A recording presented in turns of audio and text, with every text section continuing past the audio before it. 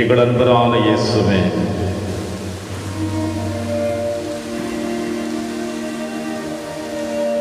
இதோ உம்முடைய முன்னிலையில் மீண்டுமாய் வந்திருக்கின்ற எங்கள் அனைவரையும் நீர் கடைக்கும் நோக்கி உம்முடைய ஆறுதல் வார்த்தைகளின் வழியாக இதோ நிறைவையும் ஆசீர்வாதத்தையும் உம்முடைய அன்பையும் உம்முடைய பாதுகாப்பு நிறைந்த வழிநடத்துதலையும் பெறுவதற்காக இந்த நேரத்தில் உம்முடைய வந்திருக்கின்ற இயேசுவே,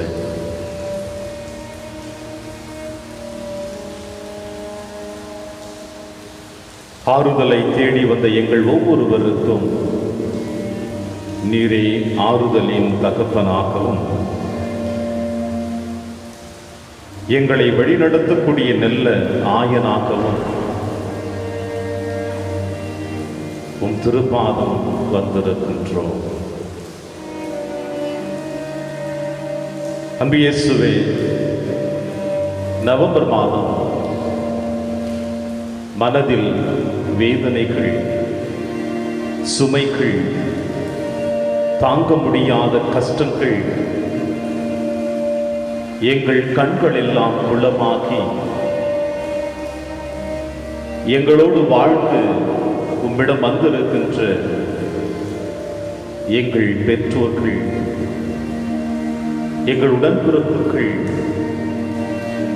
என் கணவன், என் மனைவி, என் நண்பன், என் தோழிகள், இப்படி எங்களோடு வாழ்ந்தவர்கள் இன்று எங்களோடு இல்லை என்பதை நினைக்கின்ற பொழுது கவலைகளும் வேதனைகளும் எங்களுக்கு அதிகரித்துக் கொண்டேதான் இருக்கின்றது.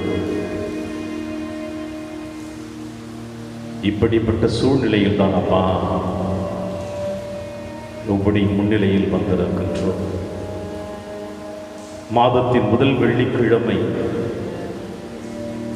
உம்முடைய பாதத்தில் நாங்கள் அமர்ந்து கொண்டு உம்முடைய திருமுகத்தை நாங்கள் பார்க்கின்ற பொழுது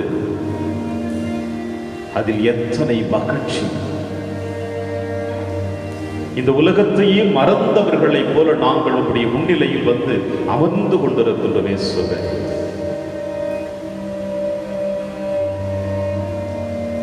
இயேசுவே,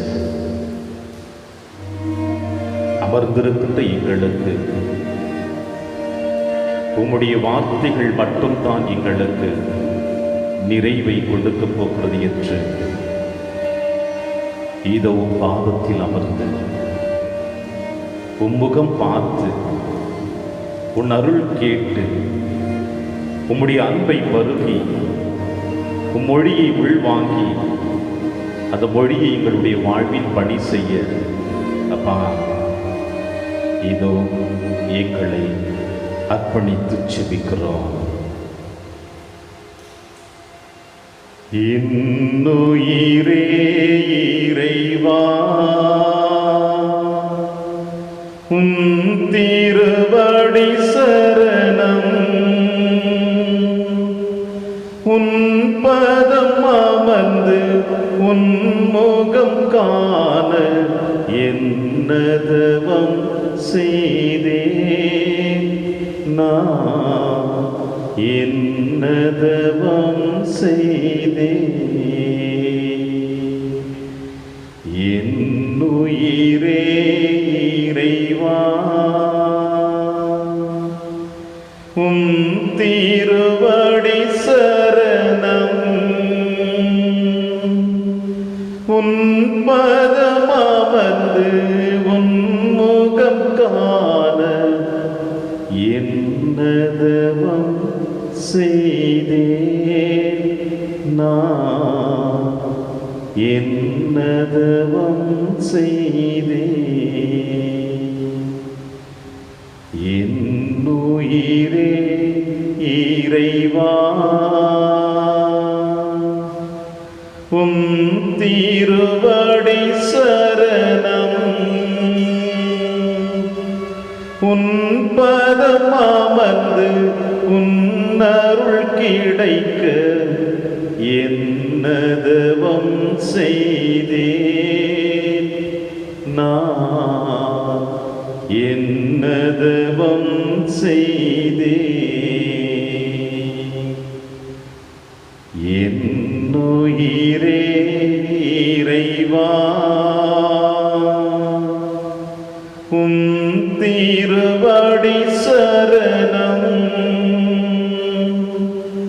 உன் பதம் அமர்ந்து உன் அன்பை பெருக என்னதவம் செய்தேன் நான், என்னதவம் செய்தேன். என்னுயிரே இறைவா உன் திருவடி சரணம், உன் முகம் பார்த்து உன் மொழி கேட்க என்னதவம் செய்தேன் நான், என்னதவம் செய்தேன். என்னுயிரே இறைவா உன் திருவடி சரணம், உன் மொழி கேட்டு உன் பணி புரிய என்னதவம் செய்தேன் நான், என்னதவம் செய்தேன்.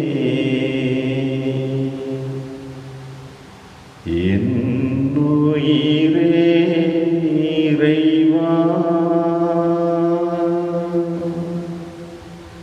உன் திருவடி சரணம், உன் பதம் அமர்ந்து உன் முகம் பார்க்க என்னதவம் செய்தேன் நான், என்னதவம் செய்தேன்.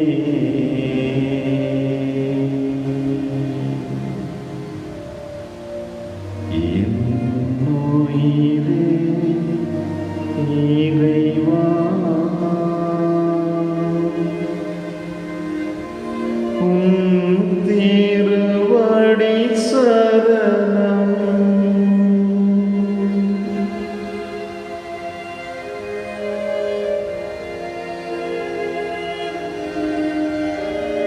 இயேசுவே,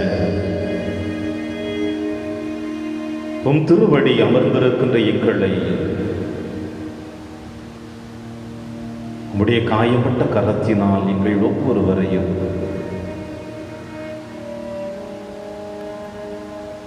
தொட்டு குணப்படுத்த இதனுடைய முன்னிலையில் வந்திருக்கின்ற இயேசுவே, இதோ இந்த ஆலயத்தில் அமர்ந்திருக்கின்ற குழந்தைகளோடு இணைந்து இந்த அலைவரிசையின் வழியாக இல்லத்திலிருந்து நற்கருணை பீழையை உற்று நோக்கிக் கொண்டு மனதிலே பாரத்தோடு கண்ணீரோடு தனிமையிலே இது நற்கருணை ஆசீர்வாதத்தோடு கலந்து கொண்டிருக்கின்ற அன்பு குழந்தைகளை கரத்தில் அர்ப்பணிக்கின்ற இயேசுவே, இதோ இந்த பிள்ளைகளில் ஒருவர் தாமே நல்ல ஆயனை போல செழிப்புள்ள விளைச்சல் நிலத்திற்கு அழைத்து சென்று எந்த குறைகளும் இல்லாமல் எந்த கவலைகளும் இல்லாமல் உங்களுடைய பாச பாதுகாப்பில் எங்களை பாதுகாத்து வழிநடத்த இயேசுவே இந்த நேரத்தில் உங்களிடம் அர்ப்பணிக்கின்றோம். அப்பா, ஒவ்வொரு மாதமும் முதல் வெள்ளிக்கிழமை உங்களுடைய முகத்தை காணுவதற்காக தாயை இழந்த பிள்ளையைப் போல இது நாங்கள் தவித்துக் கொண்டிருக்கின்ற தருணத்தில் நீர் எங்களுக்காக நற்கருணை பீழையில் எழுந்து வந்திருக்கின்ற இது எங்களுக்கு எத்தனை மகிழ்ச்சியை கொடுக்கிறது என்று அளவிட முடியாத, நாங்கள் சொல்ல கரிய முடியாத தருணத்தில் மகிழ்ச்சியின் வெள்ளத்தினை நாங்கள் திளைத்து வாழ்ந்து கொண்டிருக்கின்றோம். இயேசுவே,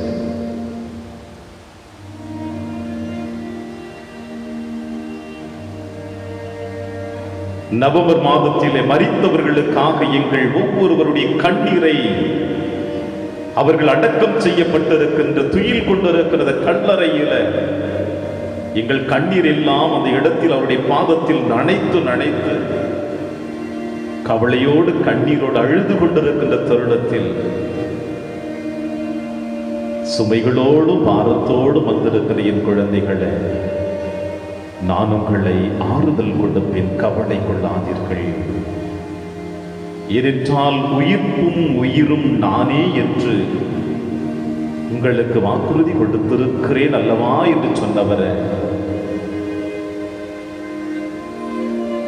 இதை இந்த மாதம் முழுவதுமாக நாங்கள் எங்களோடு வாழ்ந்தவர்களை நினைத்து அழுது கொண்டிருக்கின்ற தருணத்தில் உம்முடைய கரங்களினால் எங்கள் கண்ணீரை துடைத்து, மகனே மகளே கலங்காதே திகையாதே, உன்னோடு இருந்தவர்கள் இன்று என்னோடு இருக்கிறார்கள், எதை நோக்கி அவர்கள் மண்ணகத்திலே பயணித்தார்கள் அந்த பயணத்தை நிறைவு அடைந்து மகிழ்ச்சியோடு என்னோடு இருக்கிறார்கள் என்ற அந்த வாக்குறுதி உங்களுடைய வார்த்தைகளின் வழியாக வர வேண்டும் என்பதற்காக இயேசுவே நாங்கள் காத்து கிடக்கின்றோம். அப்பா, இனி எங்களுக்கு அழுகை இருக்கக்கூடாது, மனபாரங்கள் இருக்கக்கூடாது, வேதனைகள் இருக்கக்கூடாது. அனைத்தையும் ஒதுக்கி வைத்துவிட்டு மகிழ்ச்சியுள்ள பிள்ளைகளாக உங்களுடைய முகத்தை பார்க்கிற பொழுது ஆனந்தத்திலே துள்ளி குதிக்கக்கூடிய மான்களைப் போல நாங்கள் மகிழ்ச்சியிலே திளைத்திருக்க வேண்டும் என்று இயேசுவே இந்த நேரத்தில் உடைய முன்னிலையில் வந்திருக்கின்ற இயேசுவே எங்களை உற்று நோக்கி உடைய ஆவியின் வல்லமை இந்த நேரத்தில் எங்களுக்கு நிறைவாக பொழிந்தருளும் தகப்பனே. ஆவியானவர் இப்பொழுது எங்கள் மீது இறங்கி வர கட்டவதாக ஒரே ஒரு வார்த்தையினால் இந்த உலகம் உருவாவது போல நான் உங்களை திக்கற்றவர்களாக விட மாட்டேன், உங்களை ஆசீர்வதிக்கப் போகிறேன், உங்களை வழிநடத்துவதற்காக ஆவியானவரை அனுப்புவேன் என்று கூறியவரே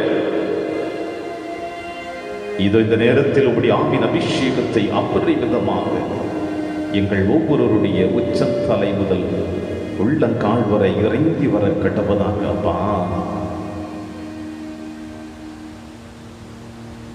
அன்றையோதான் நதிக்கரையில் என்னை திருமுழுக்கு பெருகிற பொழுது வெண்புறா போல் ஆவியானவர் இறங்கி வந்து எவரையும் நான் பார்த்த மைந்தன், இவரில் நான் கூறி படைக்கிறேன், மகிழ்ச்சி அடைகிறேன் என்று உம்முடைய தந்தை மகிழ்ச்சி அடைந்தது போல தகப்பனே இயேசுவே, எங்கள் மீது இரக்கம் கொண்டு எங்களையும் ஆசீர்வதிக்க, எங்களுக்குள் நீர் வாசம் செய்ய இந்த நேரத்தினுடைய ஆவியின் அபிஷேகத்தை எங்களுக்கு அபரிமிதமாக கொடுத்துள்ளமாவை பார்த்து செபிக்கிறேன்.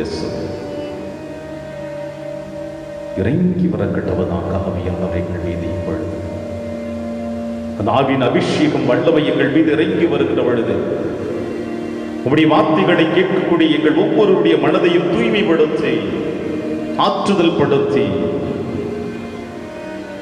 எங்கள் உடலும் உள்ளமும் நல்ல நிலம் போல பலன் தரக்கூடிய நிலமாக எங்களை மாற்றி அமைக்க வேண்டும் என்று இயேசுவே இந்த நேரத்தில் செபிக்கிறேன். அம்மா செபிக்கிறேன் செபிக்கிறேன் செபிக்கிறேன் இயேசுவே.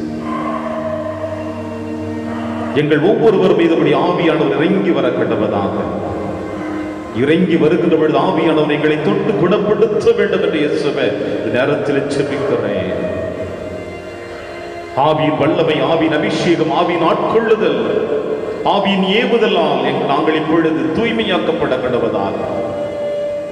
எங்களுக்குள்ளே வாசம் செய்யும் ஆவியானவர் எங்களை தொட்டு குணப்படுத்த வேண்டும் என்றும் உம்முடைய அன்பின் கருவிகளாக, உம்முடைய அன்பின் பிள்ளைகளாக, உம்முடைய அன்பின் சாட்சிகளாக கவலை கண்ணீரை ஒதுக்கி வைத்துவிட்டு உம்மோடு பயணிக்கக்கூடிய அந்த ஆற்றலை எங்களுக்கு தாரும் தகப்பனே.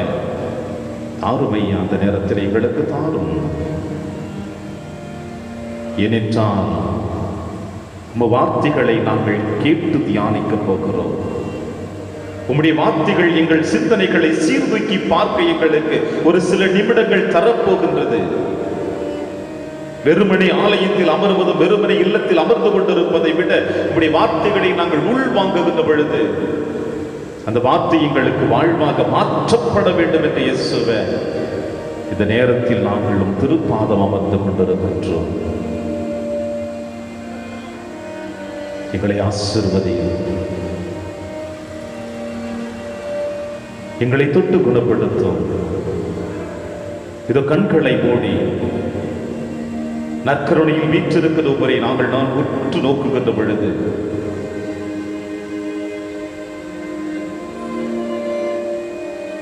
எங்களுக்கு ஆறுதலையும் தைரியத்தையும் தெம்பையும் கொடுத்து அந்த மலை மீது நீர் அமர்ந்து திருவாய் மலர்ந்து உம் வார்த்தைகளை இறையரசை பற்றி மக்களுக்கு போதிக்கின்ற பொழுது செவிமடுத்து உம்முடைய அன்பின் பாதையில் கடந்து வந்த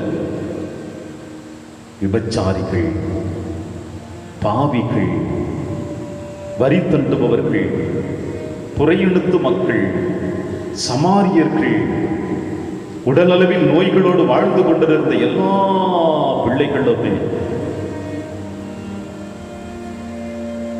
வார்த்தைகளினால் வாழ்வு பெற்று உம்மை நோக்கி பயணித்து வந்தது போல இது நாங்களும் இந்த இனத்திலே ஏதாவது ஒரு பகுதியை சார்ந்தவர்களாக இருக்கின்றோம். இதயங்களை உம்மிடம் அர்ப்பணிக்கின்றோம். எங்களை ஏற்று ஆசீர்வதித்து உம்முடைய அன்பின் பிள்ளையாக வழிநடத்த வேண்டும் என்று எங்கள் ஆண்டவராகிய கிறிஸ்து வழியாக மன்றாடுகின்றோம். ஆமென்.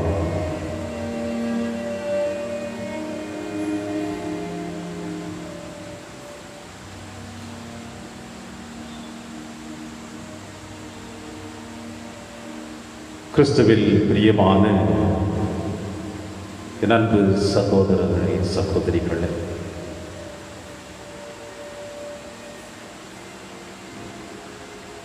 இது மீண்டுமாய் இந்த நற்கருணை நாதருடைய முன்னிலையில் நம்மை அர்ப்பணிக்க வந்திருக்கின்றோம்.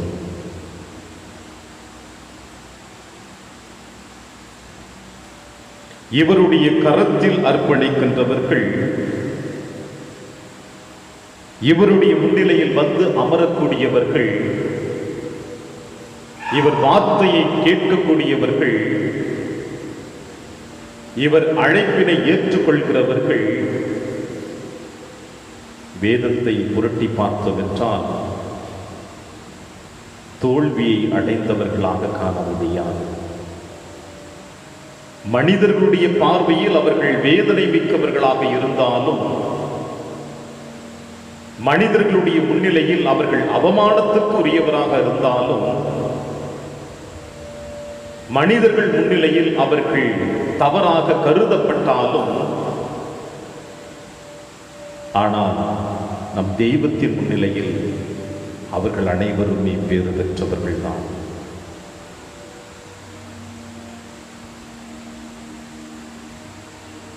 ஏனென்றால் இந்த மண்ணுலகிலே நீதியை கொடுக்கக்கூடியவர் இவர் ஒருவர் மட்டும்தான். இந்த மண்ணுலகிலே அன்பையும் கொடுக்கக்கூடியவர் இவர் ஒருவர் மட்டும்தான். இந்த மண்ணுலகிலே மன்னிப்பையும் இரக்கத்தையும் கொடுக்கக்கூடியவர் இவர் ஒருவர் மட்டும்தான். உலகம் தர முடியாத அமைதியையும் சமாதானத்தையும்,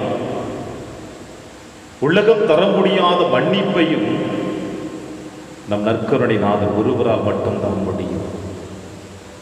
அதை பெறுவதற்கு யார் தகுதியுடையவர்கள் என்றால், அவருடைய வார்த்தைகளை கேட்க வேண்டும், அவருடைய அழைப்பினை ஏற்றுக்கொள்ள வேண்டும், அவரோடு அவருக்குள் வாழ தகுதியுடையவர்கள் மட்டும்தான் அதை முழுவதுமாக உணர்ந்து தங்களுடைய வாழ்விலை கடைபிடித்து நடக்க முடியும். சிந்திப்போமா? நாம் அவருடைய அழைப்பை ஏற்றிருக்கின்றோமா? அவர் நமக்குள் வாழ வருகின்ற பொழுது அவரை வரவேற்றிருக்கின்றோமா? அவருடைய அன்பை நாம் சுவைத்திருக்கின்றோமா? பெரிய கேள்விக்குறியாகத்தான் இருக்கும் இப்பொழுது. ஏனென்றால் அவருடைய முன்னிலையில் அமர்ந்திருக்கிறோம் அல்லவா? ஒருவரை ஒருவர் ஏமாற்றலாம், ஆனால் எவனாலும் எவளாலும் இவரை ஏமாற்றிவிட முடியாது. அந்த அளவிற்கு மனதை திறக்கக்கூடிய சக்தியையும் வல்லமையையும் நம் நற்கருணை நாதர் பெற்றிருக்கின்றார். எனவே பிரியமான சகோதர சகோதரிகள், இந்த சிந்தனைகளோடு இந்த நாளிலே ஆண்டவரோடு நம்முடைய கரத்தை இணைத்து பயணிக்க பார்ப்போமா?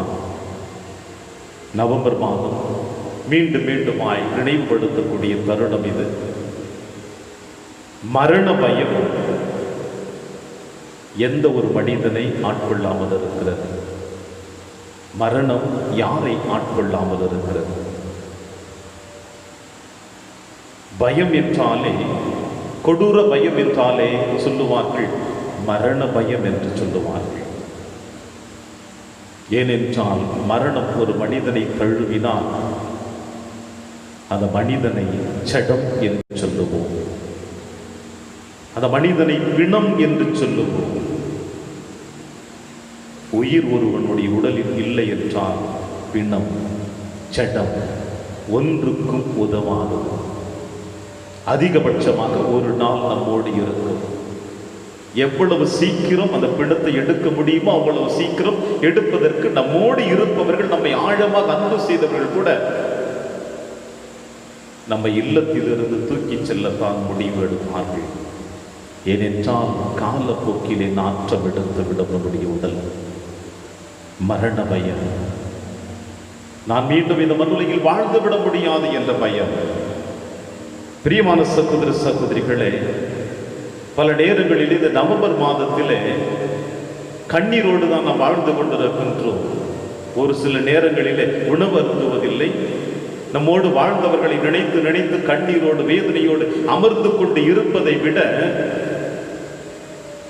இந்த மாதத்தில் அதை ஒதுக்கி வைத்துவிட்டு, ஏன் நான் அழ வேண்டும்? ஏன் என்னுடைய கண்களில் கண்ணீர் வர வேண்டும்? சிந்தித்து பார்க்க நம் நற்கருணை நாதர் அழைப்பு கொடுக்கிறார். அவரை சிலுவையில் அறைகின்ற பொழுது தாயானவள் அழவில்லை. உயிரற்ற உடலை தன் தாயின் மடி மீது கிடத்துகின்ற பொழுது கூட தாயானவள் அழவில்லை. ஏனென்றால் என் மகன் வெற்றியை நோக்கி பயணித்து விட்டான். எதற்காக என் மகன் இந்த மண்ணுலகில் அனுப்பப்பட்டானோ அதை என் மகன் முடித்து விட்டு பெருமையாக இருக்கிறான் என்று வீரத்தழும்போடு என் மகனை நான் மடியிலே கிடத்தி கிடக்கிறேன் என்று அந்த தாயானவள் மகிழ்ச்சி கொண்டாள். நமக்கு முன்னதாக இருந்தவர்களாக இருக்கட்டும், இனி நம்முடைய மரணத்தின் வழியாக கூட யாராவது நம்முடைய மரணத்தை பார்த்து பெருமைக்குரிய மரணம் என்று சொல்ல முடியுமா? சிந்தித்து பார்ப்போமா? என் மரணம் இந்த மண்ணுலகிலே பெருமையை கொடுத்திருக்கிறதா? என் மரணம் கிறிஸ்துவன் என்ற பெயருக்கு தகுதி உடைந்திருக்கிறதா என்று சிந்தித்து பார்ப்போம். இந்த நாளிலே தேவன் அழைப்பு கொடுக்கிறார், அதை பற்றி சிந்திக்கத்தான். பல நேரங்களில் அந்த சிந்தனைகள் இல்லாமல் கண்ணீரோடு கவலையோடு அழுது கொண்டு நவம்பர் மாதம் வந்தவுடனே அழுது தீர்த்து விடுகிறோம். நம்முடைய நாட்களிலே ஏன் அழ வேண்டும்? மாண்டவர்கள் தான், இனி வரப்போவதில்லை. ஆனால் மாண்டவர்கள் எத்தனை வாழ்க்கையை நமக்கு கொடுத்திருக்கிறார்கள் என்று சிந்திக்க கூடாதா? ஒருவேளை நல்ல வாழ்க்கை கொடுத்திருந்தால் அதை நாம் கடைபிடித்து வாழ முடிவெடுக்க கூடாதா? அல்லது அவர்கள் தவறான வாழ்க்கை செய்திருந்தால் அவர்களுக்காக பாவங்களுக்காக இறைவனிடம் மன்னிப்பை கூறி அப்படிப்பட்ட வாழ்க்கையை நாம் வாழ்ந்துவிடக்கூடாது என்று நாம் சிந்திக்க கூடாதா? ஏன் நாம் சிந்திப்பதில்லை? அதை விட்டு அழுது கொண்டும் புலம்பிக் கொண்டும் வேதனையோடு கல்லறையில் அமர்ந்து கொண்டும் உண்ணாமலும் உறங்காமலும் வாழ்ந்து விட்டோம் என்றால் மாண்டவர்கள் விண்ணகம் சென்று விடுவார்களா? அல்லது நம்மை பார்ப்பவர்கள் தான் பெருமையாக நம்மை சொல்லுவார்களா? ஒரு பொழுதும் இருக்காது.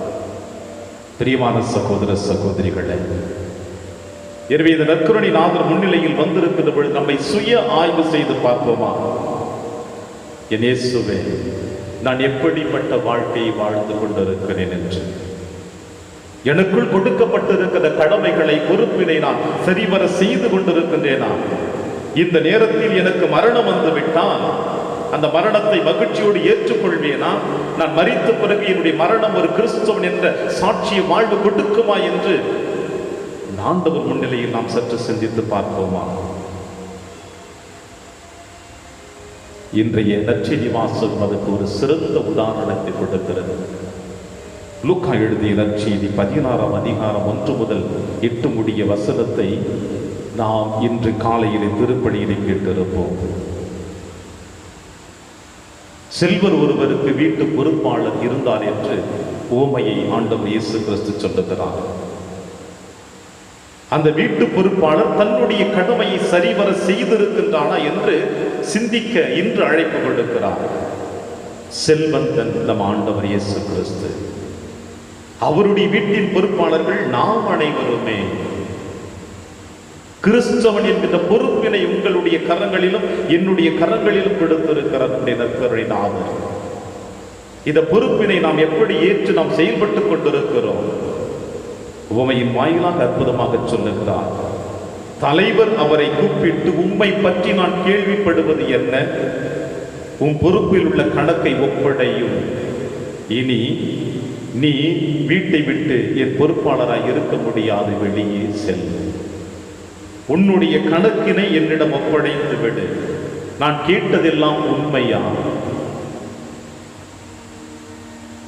தவறு செய்தவனை உரிமையாளர் விசாரிக்கின்றார்.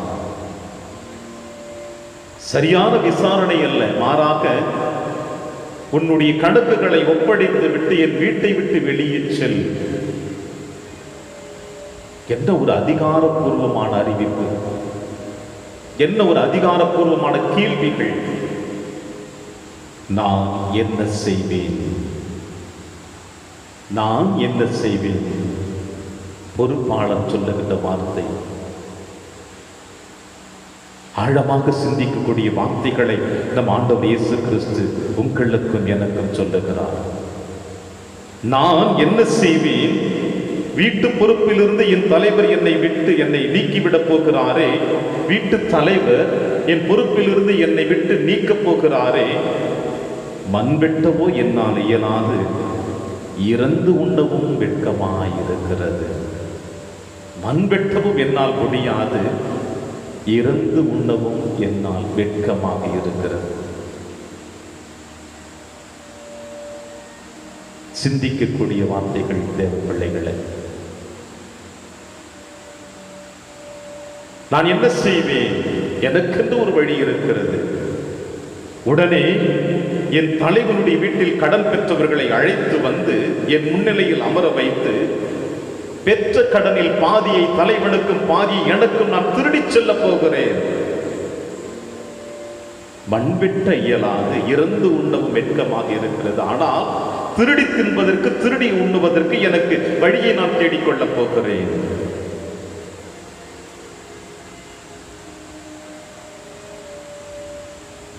சிந்திப்போமா இப்பொழுது பிரியமான சகோதர சகோதரிகளே, கிறிஸ்துவன் என்கின்ற திறமையை, வாழ்வினை இறைவன் உங்களுக்கும் எனக்கும் கொடுத்திருக்கின்றார்.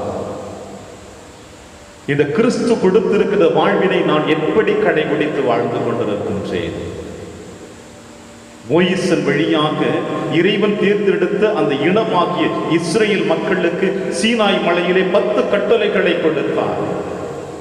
உன் கடவுளாகிய ஆண்டவர் நானே, என்னை தவிர வேறு தெய்வம் உனக்கு இல்லை.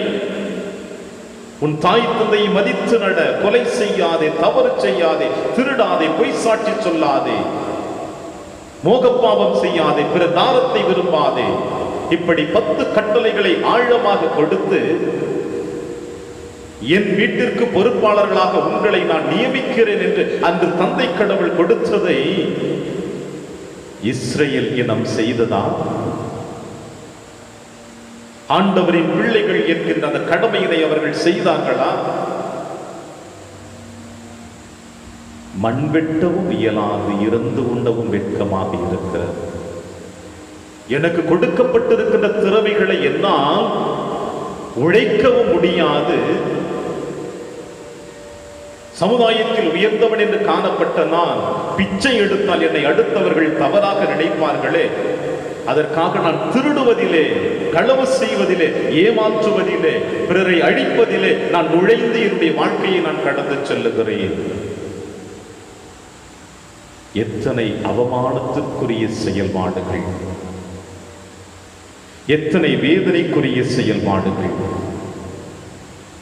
இந்த வார்த்தைகளை ஆழமாக சிந்திக்காமல் வாழ்ந்து கொண்டிருப்பதினால்தான் இன்று வரை நாம் அனைவருமே குருட்டு பாடங்களை படித்துக் கொண்டு கண்மூடித்தனமாக நம்முடைய கிறிஸ்துவ வாழ்வை வாழ்ந்து கடந்து கொண்டு சென்று கொண்டிருக்கின்றோம். பவுலடிகளார் அற்புதமாக திருத்துதர் பிலிப்பியருக்கு எழுதிய திருமுகத்தில் சொல்லுவான், இப்பொழுது கண்ணீரோடு சொல்லுகிறேன், அழிவே அவர்களுடைய முடிவு, வயிறே அவர்களுடைய தெய்வம், மானக்கேடே அவர்கள் பெருமை. மானம் கெட்டவர்கள் என்று சொல்லுவார்களே, அவமானத்திற்குரியவன் என்று சொல்லுவார்களே, அவனை விட அயோக்கியன் இந்த உலகத்தில் வேறு எவரும் இல்லை என்று சொல்லுவார்களே, அதுதான் அவர்களுடைய பெருமை. வயிறு மட்டும்தான் அவர்களுடைய தெய்வம். தங்கள் வயிறு நிறைந்து விட்டால் போதும், நான் மகிழ்ச்சியோடு இருக்க போகிறேன். அவர்களுக்கு என்ன நேரப் போகிறது? பவுலடிகளார் சொல்லுகிறார், அவர்களுக்கு முடிவு வரப்போகிறது. பிரியமானவர்களே, அனைவருக்கும் முடிவு இருக்கிறது, இல்லை என்று சொல்லவில்லை. ஆனால் அந்த முடிவு எப்படிப்பட்ட முடிவாக இருக்க போகிறது? இந்த நாளிலே இவருடைய முன்னிலையில் அமர்ந்து கொண்டிருக்கின்றன ஆண்டவர் இயேசு கிறிஸ்து நற்செய்தி வாசகத்தின் வழியாக வீட்டு உரிமையாளரையும் பொறுப்பாளருடைய உவமையை சொல்லுகின்ற பொழுது அதை நாம் நம்முடைய வாழ்விலே எப்படி நாம் ஏற்றுக்கொள்ளப் போகிறோம் என்று சிந்திப்போம். இன்று தேவன் அந்த பொறுப்புள்ளவனாக என்னை அழைக்கின்ற பொழுது, நீ செய்தது தவறு என்று சொல்லுகின்ற பொழுது, அந்த தவற்றுக்காக நான் மனம் வருந்த போகிறேனா? மனம் வருத்தம் எதற்காக? என்னுடைய பாவ வாழ்வில் இருந்து நான் விடுதலை பெற வேண்டும் என்பதற்காக. இறந்து உண்ட எனக்கு வெட்கமாக இருக்கிறது. ஆலயத்திலே அமர்ந்து குருக்களிடம் பாவ சங்கீர்த்தனம் செய்வதற்கு எனக்கு அவமானமாக இருக்கிறது. எங்கே நான் பாவ சங்கீர்த்தன தொட்டியிலே மண்டியிட்டு பாவம் சங்கீர்த்தனம் செய்தால் என்னை சுற்றி இருப்பவர்கள் பார்த்து, ஓ இவன் பாவி என்று நம்மை நினைத்துக் கொள்வார்களே, எனவே நான் பாவ சங்கீர்த்தனம் செய்ய வேண்டாம். அவமானமாக இருக்கிறது. இறந்து உண்டவும் மண் வெட்டவும் எனக்கு முடியாமல் போய்விடுகிறது. உழைப்பதற்கு என்னால் முடியவில்லை. கிறிஸ்துவன் என்கின்ற அந்த தகுதியை பெற்று நான் உழைக்க என்னால் முடியவில்லை என்று எத்தனை சகோதர சகோதரிகள் இறைவனிடமிருந்து விலகி சென்று கொண்டிருக்கிறோம் இன்றைய நாளிலே. எனவே பிரியமான தெய்வ பிள்ளைகளே, இந்த நேரத்தில் ஆண்டவருடைய முன்னிலையில் நம்மை அர்ப்பணித்து ஜெபிக்க வேண்டும். இயேசுவின் பாதத்தில் நம்மை அர்ப்பணிக்க வேண்டும். கிறிஸ்தவன் என்கின்ற பொறுப்பை கொடுத்திருக்கிற ஆண்டவருக்கு நான் என்ன கடமை செய்திருக்கிறேன்? நிறைவாக என்னுடைய கடமை செய்திருக்கின்றேனா, அல்லது இன்னும் அந்த கடமையில் இருந்து நான் தவறி இருக்கின்றேனா?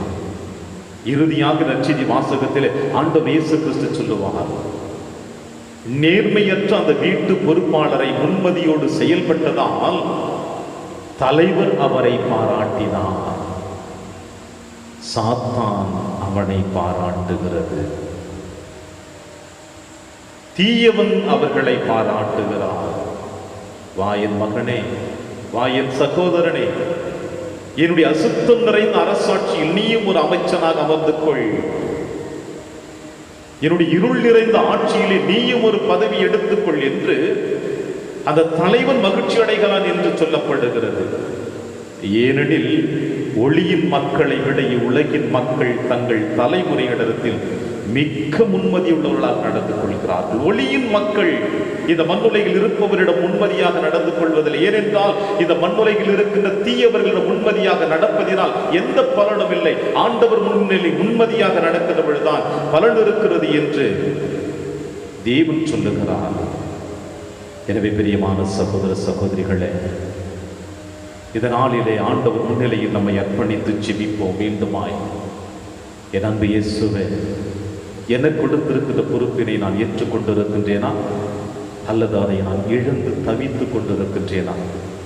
அதை இழந்திருந்தால் அவற்றுக்காக மனமருந்தி இதோ உம்முடைய முன்னிலையில் என்னை அர்ப்பணிக்கப் போகிறேன், என்னை ஏற்றுக்கொள்ளும் என்று இயேசுவின் முன்னிலையில் நம்மை அர்ப்பணித்து ஜெபிப்போம். அனைவரும் மண்டியிடுவோம்.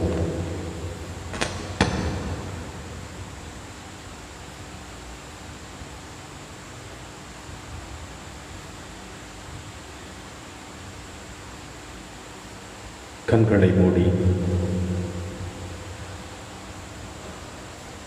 இதோ இந்த நற்கருணை நாளுடைய கருத்தில் நம் ஒவ்வொருடைய எண்ணங்களையும், நம் சிந்தனைகளையும், நம் வாழ்க்கையின் தரத்தினையும் அர்ப்பணிப்போம். ஏனென்றால் எதை நாம் இழந்தோமோ அதை கொடுப்பதற்காக நம் தேவன் இதோ முன்னிலையில் காத்திருக்கின்றார். குயவனுடைய கரத்தில் களிமண்ணானது அவனுடைய விருப்பத்திற்கு ஏற்றார் போல ஒரு பாத்திரமாக உருவாக்கப்படுவது போல இது நாமும் இந்த குயவனுடைய கரத்தில் மீண்டுமாய் நம்மை அர்ப்பணிப்போம். இந்த பாத்திரம் முழுவதுமாக அவருடைய விருப்பத்திற்கு ஏற்றார் போல நம்மை ஏற்று அவருடைய அன்பின் பாதையில் வழிநடத்த இதோ இந்த நேரத்தில் ஆண்டவருடைய முன்னிலையில் நம்மை அர்ப்பணிப்போம்.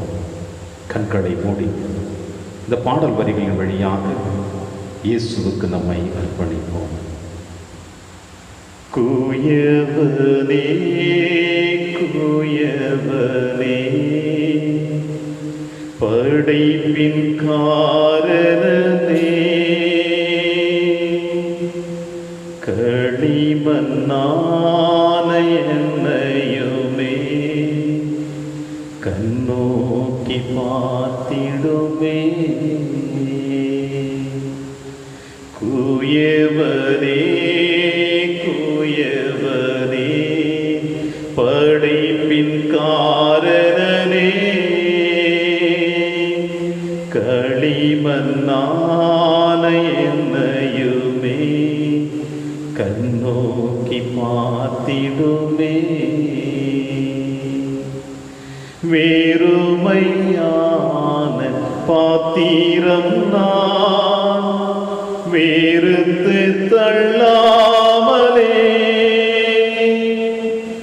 நீரம்பி வழியும் பாத்திரமாய் விளங்க செய்திடுமே. வேறுமையான பாத்திரம் நான் வேறுத்து தள்ளாமலே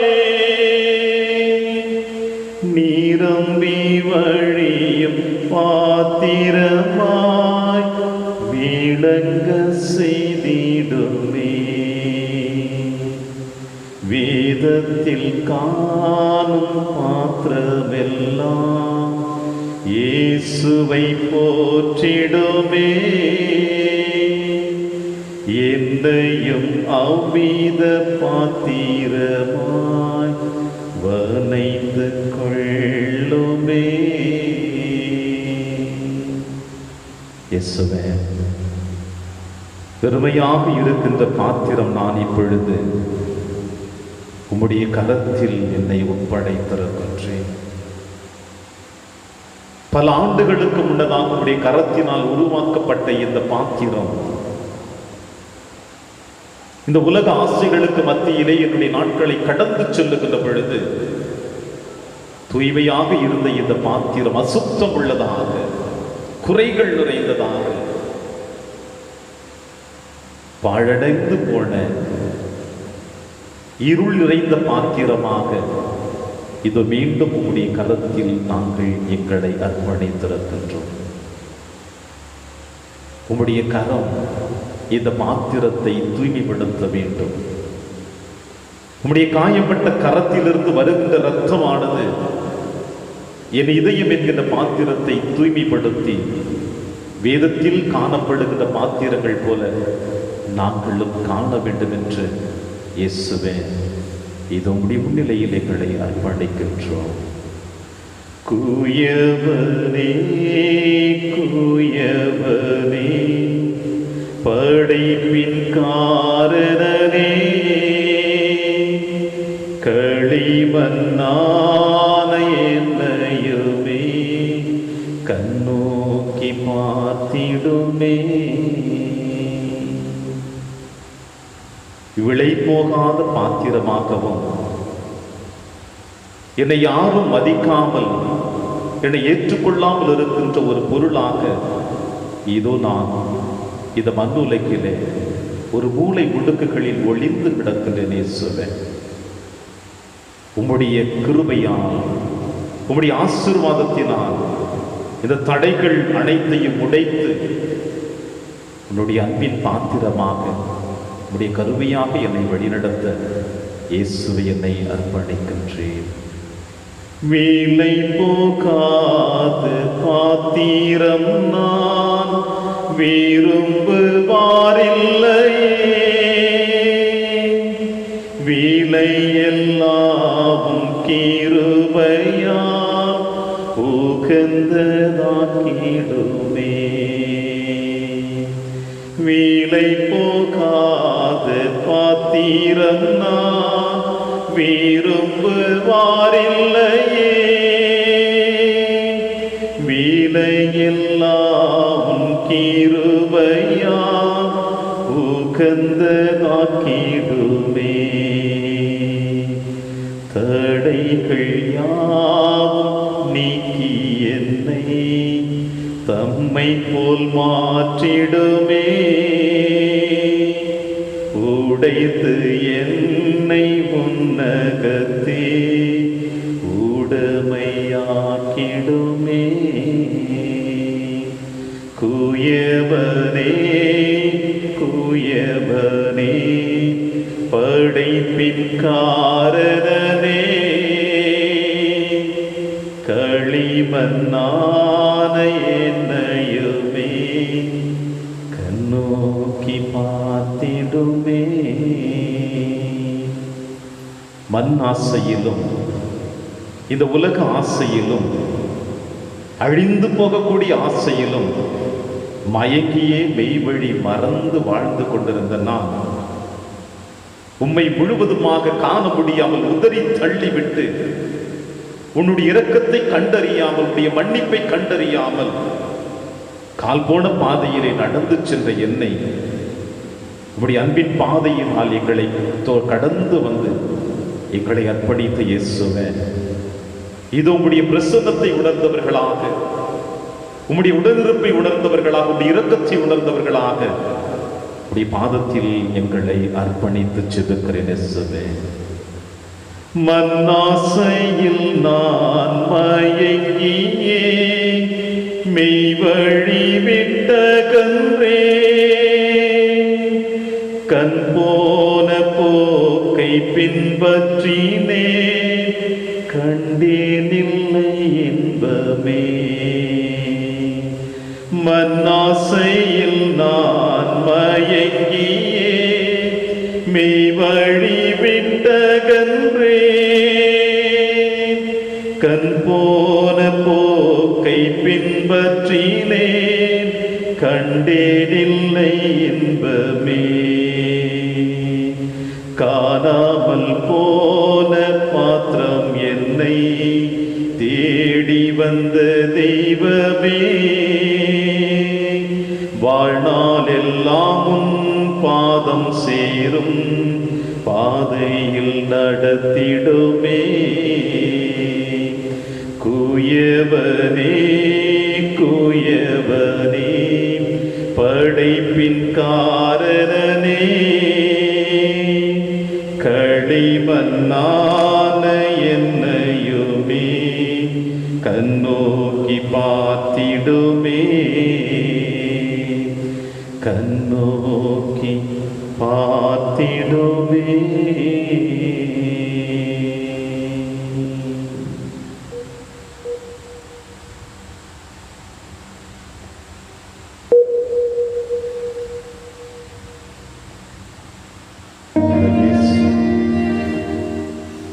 இயேசுவின் முன்னிலையில் நம்மை அர்ப்பணிப்போம். கண்களை மூடியவர்களாக இந்த பாடல் வரிகளின் வழியாக இயேசுவிடத்தில் நம்மை அர்ப்பணித்தவர்கள் ஒவ்வொருவரையும் மீண்டும் அவருடைய காயப்பட்ட கரத்திலே நம்மை ஒப்புக்கொடுத்து ஜெபிப்போமா.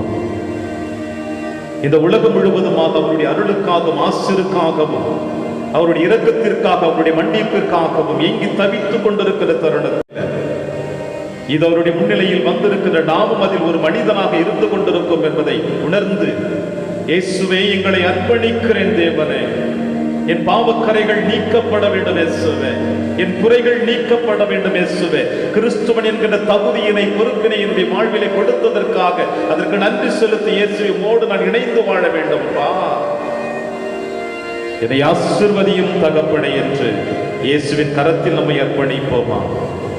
இயேசுவின் முன்னிலையில் நாம் அனைவரும் மண்டியிட்டு ஜெபித்துக் கொண்டிருக்கும் நேரத்தில் நம் கண்களை மூடி ஆண்டவரை நோக்கி உற்று நோக்குகின்ற பொழுது நம்முடைய பார்வைகளுக்கு நம் ஆண்டவர் இயேசு கிறிஸ்து ஒருவரை காணப்பட வேண்டும். என் தேவன் மட்டும்தான் இந்த நேரத்தில் என் முன்னிலையில் வந்து நிற்க வேண்டும்.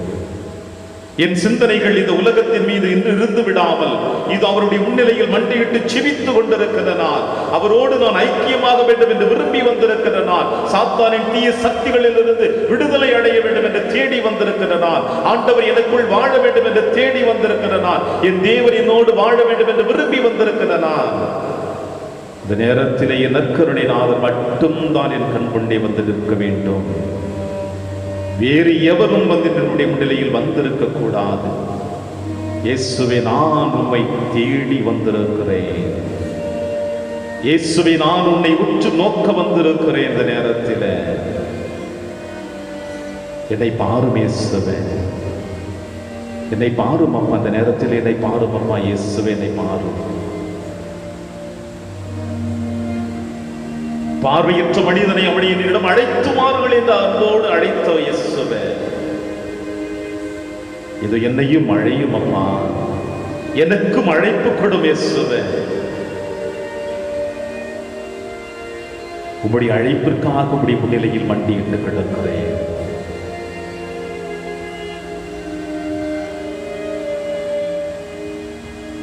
அன்பு தேவ பிள்ளைகளே, இயேசுவின் அழைப்பிற்காக மண்டியிட்டு இருக்கின்ற நாம் இந்த நேரத்தில் ஆண்டவரோடு நம்மை ஐக்கியப்படுத்துவோமா. எத்தனையோ வாரங்கள் எத்தனையோ மனிதர்களுக்காக, பிள்ளைகளுக்காக நாம் ஜெபித்திருக்கிறோம். இன்றைய நாளிலே புற்றுநோயினால் வேதனையோடு வாழ்ந்து கொண்டிருக்கின்ற, உயிருக்கு போராடி கொண்டிருக்கின்ற ஒவ்வொரு நல் உள்ளங்களையும் ஆண்டவர் கரத்தில் அர்ப்பணிப்போமா. அந்த நோயின் வேதனையால் தவித்துக் கொண்டிருக்கின்ற, உயிர் போகின்ற நேரத்தில் வழியோடு படுத்து கிடக்கின்ற, மரண படுக்கையை நோக்கி பயணித்துக் கொண்டிருக்கின்ற ஒவ்வொரு நல் உள்ளங்களையும் நம் தேவன் கரத்தில் அர்ப்பணிப்போம். ஆண்டவரே, மரணம் அவர்களை நோக்கி வந்து கொண்டிருக்கின்ற பொழுது, மரண பயத்திலே வாழ்ந்து கொண்டிருக்கின்ற அந்த பிள்ளைகள் ஒவ்வொருவரையும் தன்னுடைய இறுதி அத்தியாயத்தை நெருங்கிக் கொண்டிருக்கின்ற ஒவ்வொரு நோயாளிகளையும், குறிப்பாக புற்றுநோயினால் அவதிப்பட்டுக் கொண்டிருக்கின்ற ஒவ்வொரு நோயாளர்களையும் உன் கரத்தில் அர்ப்பணிக்கிறேன் இயேசுவே. உம்முடைய ஒரே ஒரு வார்த்தை மட்டும் போதும். நூற்றுவர் தலைவன் சொன்னது போல, என் மகன் வாழ்வு பெறுவான், என் மகன் எழுந்து நடப்பான், என் மகன் நோயிலிருந்து விடுதலை அடைவான் என்ற நம்பிக்கையோடு விசுவாசத்தோடு அந்த நூற்றுவர் தலைவன் மண்டியிட்டு செபித்தது போல இயேசுவே, இதோ இந்த ஆலயத்தில் இருக்கிற பிள்ளைகளாக இருக்கட்டும், இல்லத்தில் அலைவரிசையின் வழியாக மண்டியிட்டு செபிக்கக்கூடிய பிள்ளைகளாக இருக்கட்டும், அனைவருமே இந்த உலகம் முழுவதுமாக புற்றுநோயினால் வேதனையோடு வாழ்ந்து கொண்டிருக்கின்ற, குறிப்பாக நாங்கள் அறிந்து வைத்திருக்கின்ற எங்களுடைய உறவிலே புற்றுநோயினால் வேதனையோடு இருக்கின்ற ஒவ்வொரு நல் உள்ளங்களையும் கரத்தில் அர்ப்பணிக்கிறேன் இயேசுவே. அந்த பிள்ளைகளை நீர் ஆசீர்வதியும் அப்பா. வலியோடு படுக்கையில் இருக்கின்ற பிள்ளைகளுக்கு உம்முடைய ஆவியின் அபிஷேகத்தின் வழியாக ஒவ்வொரு பிள்ளைகளுக்கும் ஒரு காவல் தூதரை உருவாக்கி இருக்கிற அந்த காவல் தூதர் அந்த பிள்ளைகள் அருகிலே அமர்ந்து கொண்டு, மகனே மகளை கலங்காதே, நான் இருக்கிறேன் உன்னோடு, நான் உன்னை அழைத்து செல்லுகிறேன் இறைவனிடத்தில் என்று அந்த தொடுதலின் வழியாக, வார்த்தையின் வழியாக அந்த பிள்ளைகள் ஆசீர்வாதத்தை பெறக்கூடிய தருணத்தை இப்பொழுது ஏற்படுத்தும் இயேசுவே. புற்றுநோயினால் முதல் நிலையில் இருக்கிறவர்களாக இருக்கட்டும், இந்த புற்றுநோயின் ஒரு அறிகுறியை தேடி அலைந்து கொண்டிருக்கின்ற மருத்துவமனையிலே பரிசோதனைக்காக சென்று கொண்டிருக்கின்ற எல்லா பிள்ளைகளையும் கரத்தில் அர்ப்பணிக்கிறேன் இயேசுவே. இறுதி நிலையில் இருக்கிறவர்களுடைய வேதனைகளை பார்க்கின்ற பொழுது அந்த பரிசோதனைக்காக, புற்றுநோயினுடைய பரிசோதனைக்காக செல்லக்கூடிய பிள்ளைகள் மனதிலே எப்படிப்பட்ட பாரங்கள் இருக்கும், கவலைகள் இருக்கும், கண்ணீர் இருக்கும். எனக்கு பின் என் குடும்பத்தை யார் வழிநடத்துவார்கள் என்ற அந்த மரண பயத்திலே வாழ்ந்து கொண்டிருக்கிற நோயாளிகளை இயேசுவே உம் கரத்தில் அர்ப்பணிக்கிறேன். பாடையில் தூக்கி கொண்டு சென்று கொண்டிருந்த அந்த மனிதனை பாடையை தொட்டு உயிர் கொடுத்த இயேசுவே, சிறுமி இறக்கவில்லை, உறங்கிக் கொண்டிருக்கிறாள், ஏன் இங்கே அமளி என்று சொன்னவரே, இதோ இந்த நோயினால் வேதனையோடு இருக்கின்ற ஒவ்வொரு பிள்ளைகளையும் உன் கரத்தில் அர்ப்பணிக்கிறேன் அப்பா. அந்த பிள்ளைகளை ஆசீர்வதியும்.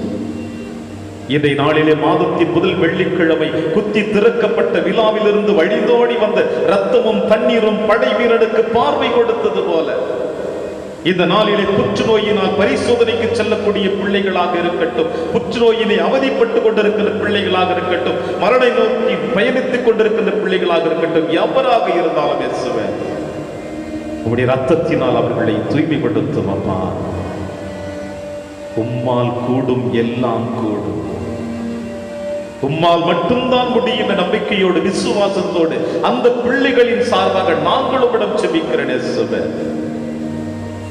அவர்களை ஏற்றுக்கொண்டு ஆசீர்வதி. இந்த நேரத்தில் ஆசீர்வதியும் அப்பா.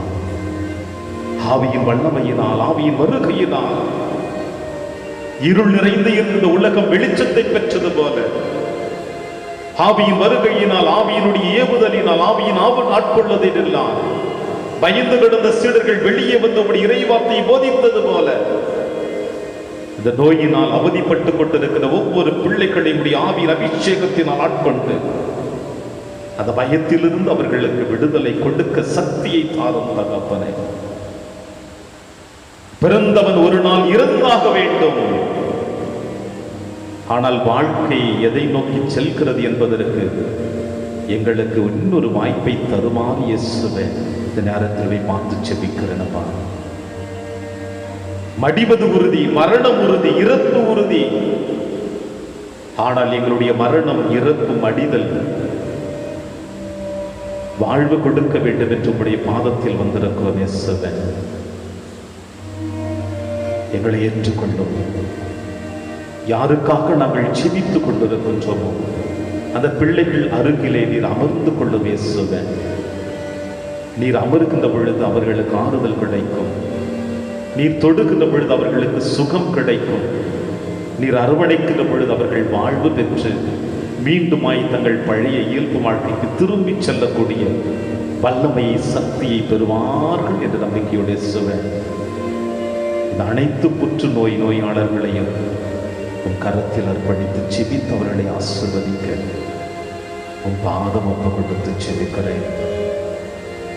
ஏற்றுக்கொள்ளவும் அவர்களை அரவணையும், அவர்களை ஆசீர்வதியும், அவர்களை குணப்படுத்தி பக்குவப்படுத்தும்.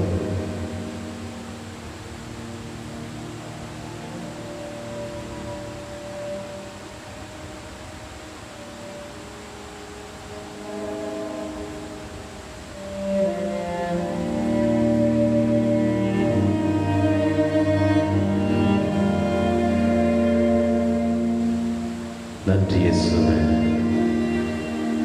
நன்றி இயேசுவே, நன்றி இயேசுவே. ஆவியானவரே உமக்கு நன்றி அப்பா,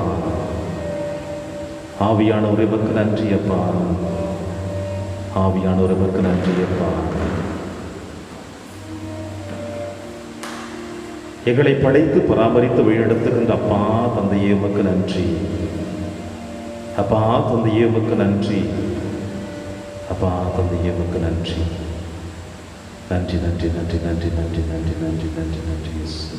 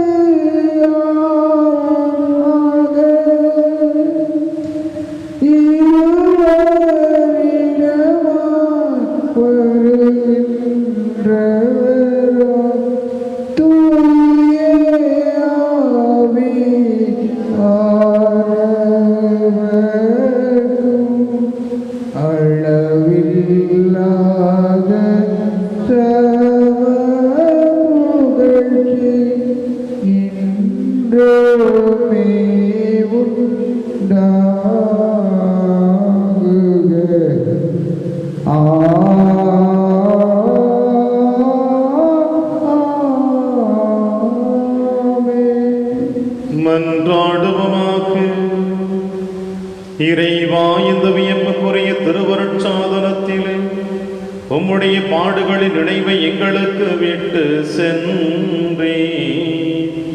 உமது திருவிடல் திரு ரத்தம் இவற்றின் மறைபொருளை வணங்கும் நாங்கள் உம்மைப்பின் பயனை இடைவிடாமல் அனுபவிக்க அருள் புரிவீராக. இறைவனாய் என்றென்றும் வாழ்ந்து ஆட்சி செய்கிற எங்கள் ஆண்டவர் இயேசு கிறிஸ்து வழியாக உம்மை மன்றாடுகின்றோம்.